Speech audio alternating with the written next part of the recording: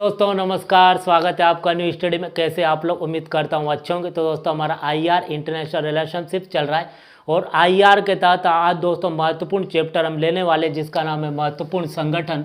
जो भी दोस्तों अगर विश्व में, वर्ल्ड में अगर जो भी महत्वपूर्ण ऑर्गेनाइजेशन है उन सब को दोस्तों हम कवर करेंगे और जहाँ से भी कंपटीशन एग्जाम में दोस्तों क्वेश्चन बन सकता है। दोस्तों ये ऐसा हमारा एक चैप्टर रहेगा जिसमें जितने भी संगठन है, जैसे कि WBO हुआ या UNO हुआ, WHO हुआ, जितने भी दोस्तों आप महत्वपूर्ण संगठन के बारे में आपने सुना होगा, तो दोस्तों जितने भी डाउट है आपका कन्फ्यूज़न है, वो दोस्तों इस वीडियो को देखने के बाद आपका पूरी तरह से क्लियर हो जाएगा। क्योंकि दोस्तों ओवरऑल जितने भी वर्ल्ड में संगठन है वो कब बनते हैं और किस क्षेत्र में कार्य करते हैं, उनका क्या पर्पस रहता है और उनका मुख्यालय कहाँ, इनसे जुड़ी बातें दोस्तों, बेसिक बातें, उन सभी को हम देखेंगे। लेकिन दोस्तों आपको ये याद रखना है कि हम डिटेल से कवर नहीं करेंगे। जितने भी महत्वपूर्ण संगठन रहेंगे उनके एक एक वीडियो आएंगे और उसमें हर एक वीडियो का हम उसका संक्षिप्त में डिटेल से चर्चा करेंगे। आज दोस्तों फिलहाल में एक ओवरव्यू सभी महत्वपूर्ण ऑर्गेनाइजेशन है और उनको ही दोस्तों हम कवर करेंगे जहाँ से एग्जाम में क्वेश्चन बन सकता है, जो हमारे लिए पढ़ना इंपॉर्टेंट है। तो आइए दोस्तों शुरू करते हैं। देखिए सबसे पहले दोस्तों जो ऑर्गेनाइजेशन आता है उसका नाम है WBO। ठीक है, WBO को हम देखते हैं दोस्तों, वर्ल्ड बैंक ऑर्गेनाइजेशन आपने सुना होगा, जो कि वर्ल्ड का बैंक है दोस्तों। इसकी स्थापना अगर देखें तो 1944 में होती है। इसका हेड क्वार्टर आपको मिलेगा अमेरिका का, अमेरिका की जो सिटी है वाशिंगटन DC में आपको इसका हेडक्वार्टर मुख्यालय मिलेगा। और ये जो वाशिंगटन दोस्तों अमेरिका जो देश है उसका कैपिटल है। ठीक है, वर्ल्ड बैंक दोस्तों नाम से पकड़े, वर्ल्ड बैंक मतलब वर्ल्ड की ये बैंक है। यहाँ सभी देश इसके सदस्य जो देश है दोस्तों वह 190 इसके सदस्य देश हैं। और वह जो क्या करता है, कोई भी मतलब देश दिवालिया हो जाता है या उसकी आर्थिक मंदी आ जाती है तो उसको ऋण देती है, उसकी आर्थिक मदद करती है, कौन? WBO। ठीक, इसकी स्थापना कब हुई? 1944 में। इसका हेडक्वार्टर आपको कहाँ मिलेगा? तो अमेरिका का एक फेमस शहर है वाशिंगटन DC, वहाँ पर इसका हेडक्वार्टर आपको मिलेगा। अगला जो ऑर्गेनाइजेशन आता है दोस्तों, आपको 4 बातें याद रखनी है। ऑर्गेनाइजेशन का नाम, उसका स्थापना किस वर्ष हुआ, उसका मुख्यालय कहाँ है, उसको क्या, उसका पर्पस क्या, उसका मेन कार्य क्या, किस उद्देश्य से उसको बनाया गया, ये 4 बातें आपको याद रखना है। दूसरा दोस्तों हम देखेंगे UNO। ठीक है, UNO यूनाइटेड नेशन ऑर्गेनाइजेशन, इसकी स्थापना 24 अक्टूबर 1945 को की गई और इसका मुख्यालय जो आपको मिलेगा दोस्तों वह मिलेगा न्यूयॉर्क। जो कि दोस्तों अगर देखें तो वर्ल्ड का सबसे फेमस जो कि चर्चित शहर जो माना जाता है दोस्तों वह न्यूयॉर्क को माना जाता है, जो अमेरिका का ही एक शहर है और सबसे बड़ा शहर अमेरिका का। और जो कि दोस्तों यहाँ पर दुनिया की सबसे ऊंची ऊंची जो इमारतें मिलती है दोस्तों वो आपको न्यूयॉर्क में ही देखने को मिलेगी।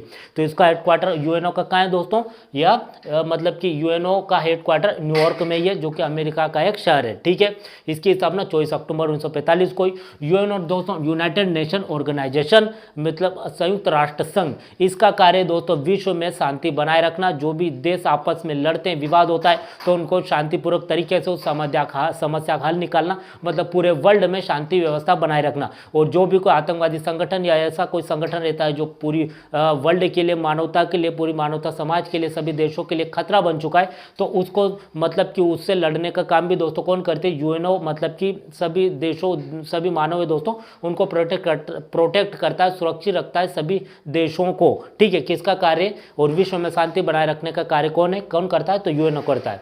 अब दोस्तों आगे चले तो इसके बाद में आ जाएगा 1945 में यूनेस्को दोस्तों, इसको आप देखिए, यूनेस्को जो कि ये संगठन होता है, ये भी काफ़ी इंपॉर्टेंट है दोस्तों, इसको भी आपको ध्यान रखना काफ़ी जरूरी हो जाता है। ठीक, अब दोस्तों यूनेस्को के बारे में हम देख रहे हैं। यूनेस्को में United Nation economic social corporation organisation इसका नाम होता है। इसका कार्य है दोस्तों, इसका कार्य क्या है कि जो वर्ल्ड में जो एजुकेशन, इकोनॉमिक और सोशल से संबंधित एक कार्य देखता है पूरे वर्ल्ड में। ये भी दोस्तों वर्ल्ड लेवल पर जो संस्थाएं कार्य करती है। इसकी स्थापना अगर देखें दोस्तों, इसकी भी स्थापना 1945 में होती है। इसका हेडक्वार्टर आपको फ्रांस के पेरिस, एक फेमस शहर है, वहाँ आपको इसका हेडक्वार्टर मिलेगा। ठीक है दोस्तों, किसका? यूनेस्को का। दोस्तों आप डिफरेंस समझिए, अलग अलग जो कि सभी ऑर्गेनाइजेशन है वो अलग अलग सेक्टर में अपने अपने कार्य करती है, मतलब सबको। जैसे वर्ल्ड बैंक है दोस्तों, ऋण देता है सभी देशों को। यूनेस्को विश्व में शांति बनाए रखेगा। इसमें दोस्तों अगर UNO में देखो 193 देश UNO में है। ठीक है, वर्ल्ड बैंक में अगर देखें तो 190 देश। ये दोस्तों डिफरेंस आप समझे। यूनेस्को में इसकी स्थापना 1945 में, इसका हेडक्वार्टर आपको फ्रांस की राजधानी पेरिस में मिलेगा। ठीक है, इसके बाद में आते हैं दोस्तों WHO। WHO जो कि दोस्तों काफ़ी चर्चित अभी वर्ल्ड हेल्थ ऑर्गेनाइजेशन इसका नाम होता है, विश्व स्वास्थ्य संगठन। इसकी स्थापना 1948 में की गई और इसका हेडक्वार्टर जो कि आपको मिलेगा दोस्तों स्विट्जरलैंड का एक फेमस है, जो कि यूरोप महाद्वीप में अगर जाते हैं तो एक छोटा सा देश है स्विट्जरलैंड, जो कि काफ़ी शानदार काफ़ी खूबसूरत है। वहाँ का एक फेमस शहर है जेनेवा। तो जेनेवा में दोस्तों आपको मतलब कि WHO का हेडक्वार्टर मिलेगा, ठीक है। इसके बाद में दोस्तों यह नाम से पता चल रहा है दोस्तों हेल्थ से संबंधित कार्य करेगा, स्वास्थ्य संबंधित जो भी देश में जो भी जितने वर्ल्ड में जितने सारे देश हैं उन देशों में जितने भी बीमारियां होती है और सभी देशों मतलब सभी देशों में जनताओं को क्या है कि स्वस्थ रखने की जिम्मेदारी WHO की बनती है। जो कि दोस्तों अभी हम देखते हैं वर्तमान स्थिति में तो जो महामारी फैली हुई है कोरोना, तो उस कोरोना से लड़ने के लिए मतलब कोरोना को वैक्सीन बनाने की, उसकी दवाई बनाने की, किस तरह इस बीमारी को हटाया जाए मानवता से, इसको समाप्त किया जाए, उसके लिए दोस्तों WHO कार्य कर रहा है, ठीक है। तो WHO दोस्तों अभी वर्तमान में चर्चा में ये वही है WHO दोस्तों, ठीक है। इसके बाद में अगर देखें एक और ऑर्गेनाइजेशन आता है, इसके बाद में आपको याद रखना WWF, ठीक है, WWF world wild life fund, ठीक है। और इसकी स्थापना दोस्तों 1961 में होती है और इसका हेडक्वार्टर आपको स्विट्जरलैंड में एक और दूसरा शहर है जिसका नाम है ग्लैंड में दोस्तों आपको क्या होगा इसका हेडक्वार्टर मिलेगा, कौन सा, WWF का। इसके बारे में देख लेते हैं। इसकी स्थापना 1961 में हुई, हेडक्वार्टर स्विट्जरलैंड का एक फेमस है ग्लैंड में मिलेगा, ठीक है। World wild life fund for nature दोस्तों 1986 में जोड़ा गया, एक और अब जुड़ गया। ये दोस्तों WWF वो कुश्ती होती है, वनडे डेगर खली वगैरह, ये वो नहीं है, वो सिर्फ एक खेल हो जाता है।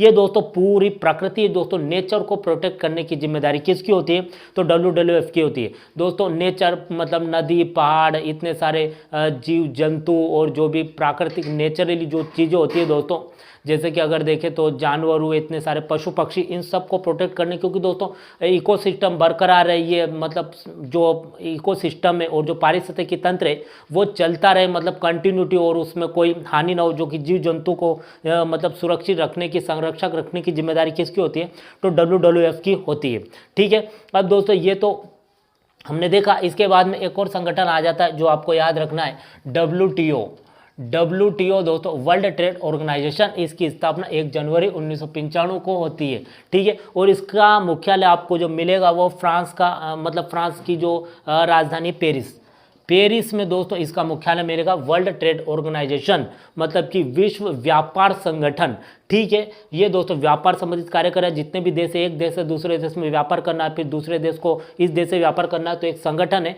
वो मतलब अच्छे से वहाँ से व्यापार हो सकता है दोस्तों। मतलब डिफरेंस को समझिए, वर्ल्ड में के तो सभी को ऋण देगा, UNO है तो क्या करे, विश्व में शांति बनाए रखेगा, यूनेस्को शिक्षा संबंधित, इकोनॉमी सोशल संबंधित कार्य करेगा, WHO हेल्थ से संबंधित कार्य करेगा मानवता के लिए।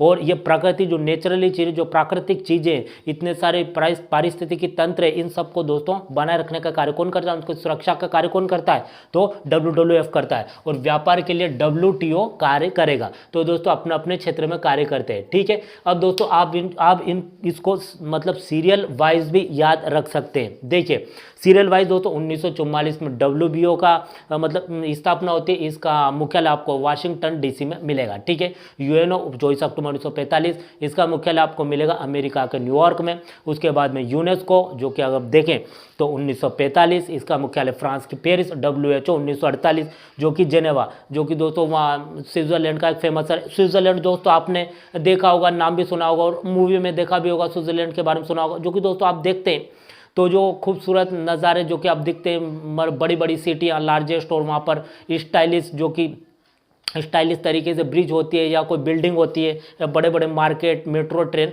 ये दोस्तों स्विट्जरलैंड में का मतलब स्विट्जरलैंड में ही उसको, जैसे आप पुरानी मूवी में दोस्तों आपने देखा होगा कि जो पुरानी मूवियाँ होती है और उसमें जो महत्वपूर्ण बिल्डिंग और जो खूबसूरत नज़ारे जो आपको दिखते हैं, बिल्डिंग और मार्केट ट्रेन वगैरह बस, वो दोस्तों स्विट्जरलैंड में ही मतलब उसका शूट होती है। जो कि आप अगर मूवी की काफ़ी थोड़ी जानकारी रखते हैं तो आपको पता होगा कि एक डायरेक्टर और प्रोड्यूसर है जिसका नाम है यश चोपड़ा। चोपड़ा। तो यश चोपड़ा का अपना प्रोडक्शन हाउस है जिसको यश राज बैनर कहा जाता है। तो यश राज बैनर की जो भी पुरानी मूवी थी या अभी भी बनती है उसका कुछ भाग यूरोप में शूट किया ही जाता है। जैसे कि आपने डर मूवी देखी होगी, उसके बाद में अगर देखें तो DDLJ दिल वाले दुल्हनिया ले जाएंगे। तो दोस्तों आपने जो और दिल वाले दुल्हनिया में जो कैरेक्टर है शाहरुख खान और जो काजोल, उनका नाम राज और सिमरन जो रहता है, तो दोस्तों वो जो मिलते हैं यूरोप में, वो यूरोप तो आप ट्रेन और जो सिटी देखते हैं वो मतलब स्विट्जरलैंड में ही शूट होती है, क्योंकि यश चोपड़ा की जो अधिकतर यश राज बैनर में जो फिल्म बनती है दोस्तों, वहाँ इसका नियम है कि हर मूवी की कुछ भाग तो स्विट्जरलैंड में शूट होना ही होना है, वो करते ही करते। तो दोस्तों ये वही मतलब कि मेरा कहने का मतलब है कि ये वही स्विट्जरलैंड है। जब राज और सिमरन दोस्तों मिलते हैं जेनेवा में, तो ये वही स्विट्जरलैंड है, मैं उसी की बात कर रहा हूँ, ठीक है। तो स्विट्जरलैंड का फेमस शहर जेनेवा, जेनेवा में WHO का हेडक्वार्टर जो कि जेनेवा में मिलेगा और इसकी स्थापना 1948 में 7 अप्रैल 1948। WWF प्राकृतिक नेचर संबंधित कार्य करेगा, इसकी स्थापना 1961 में हुई और इसका जो स्विट्जरलैंड का दूसरा फेमस शहर है ग्लैंड में, वहाँ पर इसका हेडक्वार्टर आपको मिलेगा। WTO व्यापार संबंधित कार्य करेगा, 1 जनवरी 1995 को इसकी स्थापना हुई और इसका हेडक्वार्टर आपको फ्रांस की राजधानी पेरिस में मिलेगा। अब दोस्तों ये तो मतलब सनवाइज हुए, अब आपको ट्रिक के माध्यम से भी अगर जानना है तो दोस्तों ये दो WBO जो कि वर्ल्ड बैंक ऑर्गेनाइजेशन और UNO यूनाइटेड नेशन ऑर्गेनाइजेशन, ये दोनों दोस्तों आपको अमेरिका में मिलेंगे। जो WBO वाशिंगटन में मिलेगा जो कि 1944 में बना था और UNO जो कि 24 अक्टूबर 1945 बना, ये आपको दोस्तों न्यूयॉर्क में मिलेगा जो कि बहुत फेमस शहर है दोस्तों। उसके बाद में अगर देखें तो जो WTO है और जो यूनेस्को, ये दोस्तों आपको दोनों फ्रांस की राजधानी पेरिस में मिलेंगे। यूनेस्को जो कि 1945 में बना, ये भी पेरिस में मिलेगा और उसके बाद में WTO है, ये फ्रांस की राजधानी पेरिस, ये भी वहाँ मिलेगा, 1 जनवरी 1995 को बना। ये शिक्षा, एजुकेशन, सोशल से संबंधित कार्य करेगा। WTO दोस्तों व्यापार से संबंधित कार्य करता है। वर्ल्ड ट्रेड, ट्रेड का मतलब होता है दोस्तों व्यापार, ठीक है। WHO हेल्थ से संबंधित कार्य, ये दोनों दोस्तों जो है ये स्विट्जरलैंड में मिलेंगे। तो दोस्तों 2 ऑर्गेनाइजेशन आपको अमेरिका में मिलेंगे, 2 फ्रांस में मिलेंगे और 2 आपको स्विट्जरलैंड में मिलेंगे। तो ये दोस्तों महत्वपूर्ण संगठन हमने देखे और आप ट्रिक से भी इनको याद रख सकते हैं। इन 2 को याद रखिए आप, WBO और UNO, ठीक। उसके बाद यूनेस्को और WTO, ये दोनों फ्रांस में, और WHO और WWF, ये दोनों आपको मिलेंगे स्विट्जरलैंड में, ठीक है। अब दोस्तों थोड़ा बहुत फर्क का अंतर है जो कि आप डाटा तो आपको याद रखना ही है, ठीक है। और दोस्तों इनमें फ़र्क भी आप याद रखिए, ये वर्ल्ड बैंक है, सबको ऋण देता है, ये मतलब शांति बनाए रखेगा। यूनेस्को जो कि शिक्षा संबंधित, जो कि सोशल और इकोनॉमी संबंधित कार्य करेगा। उसके बाद में अगर देखिए WTO व्यापार संबंधित कार्य करेगा, WHO हेल्थ से संबंधित कार्य करेगा और ये WWF ये नेचर संबंधित कार्य करेगा, प्राकृतिक जो भी वस्तु है उनको संरक्षण, उनको सुरक्षित रखेगा। तो दोस्तों हमने वर्ल्ड से संबंधित देखा। अब इसके बाद में दोस्तों हम देखेंगे कि एशिया में भी कुछ महत्वपूर्ण संगठन है और दोस्तों वह किस प्रकार से कार्य करते हैं। तो इसको रब करते हैं और लेवल पर संगठन देखिए। इसके बाद में हम एशिया में दोस्तों अगर देखें तो 6 महाद्वीप और हम एशिया महाद्वीप में रहते हैं। तो एशिया महाद्वीप में दोस्तों भी कुछ महत्वपूर्ण संगठन उनको हम ध्यान रखना, उनको याद रखना भी दोस्तों काफ़ी इंपॉर्टेंट हो जाता है, क्योंकि क्वेश्चन में दोस्तों वहाँ से भी मतलब कि एग्जाम में वहाँ से भी क्वेश्चन बनते हैं। तो दोस्तों आपको बेसिकली क्या होगा दोस्तों, इंडिया का मैप तो क्लियर होगा ही, क्योंकि दोस्तों इंडिया का मैप तो क्लियर होना चाहिए दोस्तों। अगर हम कंपटीशन एग्जाम की तैयारी करते हैं तो भारत का मैप तो क्लियर होना ही चाहिए दोस्तों। मतलब भारत का और इंडिया का मैप और वर्ल्ड का मैप दोस्तों आपके घर में होना ही चाहिए और आप उसको देखते रहें दोस्तों, आपको जानकारी होती रहेगी, मतलब आपको पता रहेगा वर्ल्ड के बारे में और इंडिया के बारे में। तो दोस्तों ये बेसिकली हम इंडिया का मैप समझ सकते हैं। यहाँ से दोस्तों इंडिया के बाद म्यांमार आ जाता है, थाईलैंड आ जाता है, मलेशिया आ जाता है, कंबोडिया आ जाता है, फिलीपींस आ जाता है। ऐसे दोस्तों काफ़ी सारे देश है इधर, जो भारत के इधर साइड में, पूर्व साइड में, ठीक है। उन सबको दोस्तों ऐसे 10 देश है, 10 देशों को मिलाकर दोस्तों बनता है एक संगठन जिसका नाम है आसियान, ठीक है। आसियान बनता है। आसियान की स्थापना 1967 में हुई। इसमें इसका जो हेडक्वार्टर जो मुख्यालय मिलेगा जो इंडोनेशिया की राजधानी जकार्ता में दोस्तों इसका मुख्यालय मिलेगा। इसमें 10 देश है, इसमें इंडिया आसियान का सदस्य कंट्री नहीं है दोस्तों, आप याद रखें, ठीक है। ये आसियान है। इसमें दोस्तों जितने भी इधर देश आपको मिल रहे हैं, जैसे कि आप फिलीपींस आ जाएगा, ठीक है। यहाँ अगर देखिए इंडोनेशिया आ जाएगा, सिंगापुर आ जाएगा, थाईलैंड आ जाएगा, यहाँ हिनोई आ जाएगा, ठीक, वियतनाम आ जाएगा, बहुत सारे ऐसे 10 देश है। 10 देश को मिलाकर आसियान बनता है दोस्तों। आसियान का सदस्य भारत नहीं है, ये आप याद रखें। उसके बाद में दोस्तों भारत ने कुछ अपने पड़ोसी देशों को मिलाकर एक संगठन बना था जिसका नाम था सार्क की स्थापना दोस्तों 1984 में हुई, ठीक। और इसका जो हेडक्वार्टर आपको नेपाल की राजधानी काठमांडू में मिलेगा, कहाँ मिलेगा दोस्तों, काठमांडू में इसका आपको हेडक्वार्टर मिलेगा। अब दोस्तों सार्क में 8 कंट्री, कौन कौन से 8 कंट्री, क्योंकि दोस्तों ऐसा क्वेश्चन बनते हैं एग्जाम में, कौन कौन सा सदस्य, कौन कौन सा देश सार्क का सदस्य नहीं है, तो इसके लिए आपको पता होना चाहिए सार्क में कौन कौन से सदस्य है। और दोस्तों एक बार आप क्लियर कर लेंगे जो आज का चैप्टर है दोस्तों महत्वपूर्ण संगठन, तो इसके बाद दोस्तों आप हमेशा के लिए कॉन्फिडेंस महसूस करेंगे, क्योंकि दोस्तों ये चैप्टर आपका क्लियर आज हो जाएगा। देखिए दोस्तों ये इंडिया है, उसके बाद में यहाँ से ये नेपाल आ जाता है दोस्तों, ठीक है, यहाँ पर भूटान आ जाता है, ये बांग्लादेश आ जाता है, यहाँ श्रीलंका आ जाता है। ये दोस्तों 5 कंट्री तो यहाँ हो गए, ठीक, इंडिया, नेपाल 2, भूटान 3, बांग्लादेश 4 और श्रीलंका 5, ठीक है। अब दोस्तों यहाँ एक देश आ जाता है मालदीव, यहाँ आ जाता है पाकिस्तान और यहाँ आ जाता है अफगान, ठीक है। दोस्तों आप याद रखिए 5 कंट्री तो ये हो गई, श्रीलंका 1, ठीक, इंडिया 2, नेपाल 3, भूटान 4 और बांग्लादेश 5 हो गई। और अब इसके बाद में मालदीव 6, पाकिस्तान 7 और अफगानिस्तान 8। इन 8 कंट्री को मिलाकर ही दोस्तों क्या बनता है, सार्क बनता है, आप ध्यान रहे। अब दोस्तों इसके बाद में ये फ्लॉप हो जाता है, कुछ समय बाद, ज़्यादा चलता नहीं है, तो इसके बाद में एक और संगठन बनता है जिसका नाम है बिम्स्टेक, ठीक। बिम्स्टेक की स्थापना दोस्तों 1997 में हुई। इसका हेडक्वार्टर आपको बांग्लादेश की राजधानी ढाका में मिलेगा, ठीक। इसमें 7 कंट्री है दोस्तों, लेकिन सार्क और बिम्स्टेक दोनों लगभग दोस्तों सेम ही है। इसमें कुछ देश मतलब बाहर हो जाते हैं और कुछ देश जुड़ जाते हैं। दोस्तों आप याद रखें कि ये जो 5 कंट्री है स्थायी तौर पर ये तो रहती है बिम्स्टेक में, लेकिन ये 3 बाहर हो जाती है और पूर्व की 2 कंट्री जुड़ जाती है। ध्यान रखें बाहर 3 होती है, 8 में से 3 बाहर हो गए तो कितने बचे, 5 में एक म्यांमार जुड़ जाएगा और एक थाईलैंड जुड़ जाएगा, कितनी हो गई, 7 देशों को मिलाकर क्या बनता है, बिम्स्टेक बन जाता है। ध्यान दोस्तों कंफ्यूजिंग ना हो, श्रीलंका इंडिया 2, नेपाल 3, भूटान 4 और अगर देखें तो बांग्लादेश 5। ये 5 कंट्री तो स्थायी है ही सही, इसमें अगर मालदीव और पाकिस्तान और अफगानिस्तान को जोड़ दिया जाए तो सार्क हो जाता है, ठीक है।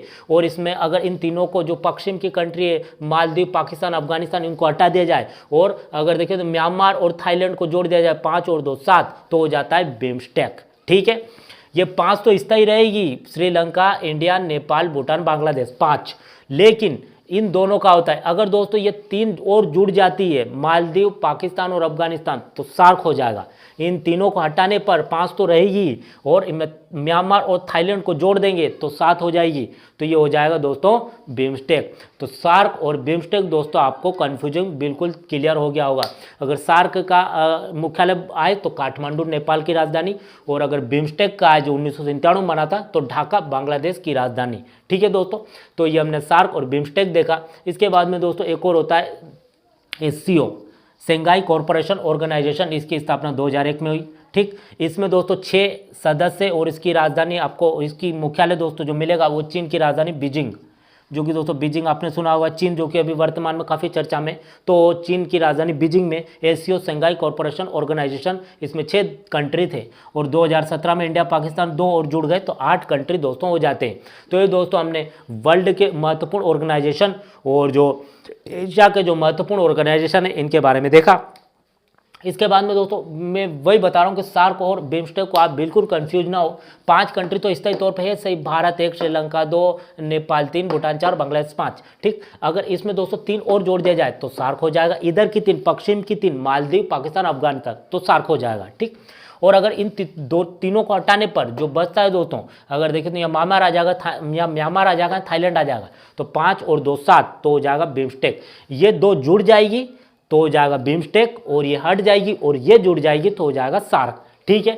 अब दोस्तों आपको पूरा क्लियर हो गया होगा। इसके बाद में हम देखें दोस्तों ICC, इंटरनेशनल क्रिकेट काउंसिलिंग, दोस्तों क्रिकेट की जो संस्था है क्रिकेट को कवर करती है पूरे वर्ल्ड में, और दोस्तों इस हर देश में जो भी क्रिकेट में भाग लेते हैं जो कि ICC के अंडर में आते हैं, तो दोस्तों भारत का भी है BCCI, जो कि इंडियन क्रिकेट कंट्रोल बोर्ड जो होता है दोस्तों, भारतीय क्रिकेट कंट्रोल बोर्ड, भारत में जो भी क्रिकेट की व्यवस्था को देखता है, मैनेज करता है दोस्तों, ये किसके अंडर में आता है, तो ICC के अंडर में आता है। ICC दोस्तों एक अगर देखें तो इसका हेडक्वार्टर आपको एक देश है यूनाइटेड अरब अमीराट्स UAE की, एक फेमस है दुबई में दोस्तों आपको ICC का, जो कि मैंने बताया दोस्तों महत्वपूर्ण ऑर्गेनाइजेशन, मतलब कि वर्ल्ड लेवल पर जो ऑर्गेनाइजेशन होती है, संगठन उसको हम कवर कर रहे हैं, तो ICC का भी दोस्तों आपको ज्ञान होना चाहिए। दोस्तों जो BCI है ये प्राइवेट कंपनी, आप ध्यान रखें खेल मंत्रालय के अंडर नहीं आती, गवर्नमेंट के अंडर नहीं आती दोस्तों, ये अपने लेवल पर खेलते हैं, जो कि दोस्तों ये कंपनी हो जाती है और इसमें खेलने वाले जो खिलाड़ी दोस्तों भी एम्प्लॉय हो जाते हैं, जो कि दोस्तों एक रिलायंस, हमारी जो आइडिया हुआ, वोडाफोन हुआ, ऐसी प्राइवेट कंपनी है, ऐसी बीसीसीआई प्राइवेट कंपनी है।